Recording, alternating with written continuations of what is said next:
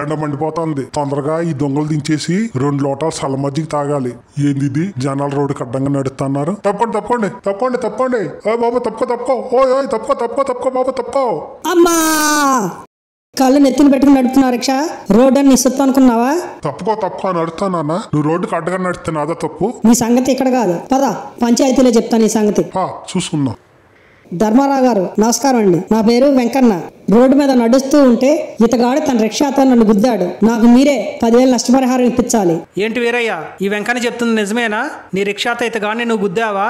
ఏంటి మాట్లాడవు? వీరయ్య, నిన్నే అడిగేది. ఇలా మౌనంగా ఉంటే కుదరదు ఇక్కడ. కాంపిటీషన్ నువ్వేనా మోగవాడివా? లేదండి, మోగవాడేం కాదు. మీ దగ్గర నాటకాలు ఆడుతున్నాడు. ఇందాక రోడ్డు మీద తప్పుకో అంటూ గావు కేకలు వేశాడు. అవునా వెంకన్న, నిన్ను తప్పుకో అని గావు కేకలు వేశాడా? అవునండి, నన్నే తప్పుకో అంటూ గావు కేకలు వేశాడు. మరింకా విచారించడానికి ఏముంది వెంకన్న? తప్పుకోమన్నాక కూడా తప్పుకోకపోవటం నీది తప్పు. వీరయ్య, మొత్తానికి మౌనంతో అతగాడి చేతే నిజం చెప్పించావు. నువ్వు భలే తెలివైన వాడివి. మరిన్ని వీడియోస్ కోసం లైక్ చేయండి, సబ్స్క్రైబ్ చేయండి.